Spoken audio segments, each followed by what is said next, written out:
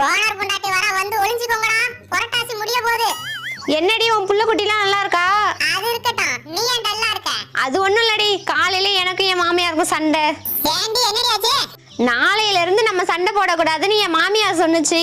நல்ல விஷயம் தானே, நீ என்ன சொன்ன? நாளையில இருந்து என்ன, இன்னில இருந்தே சண்டை போடக்கூடாதுன்னு ஒரு சண்டையை போட்டு வந்துட்டேன்.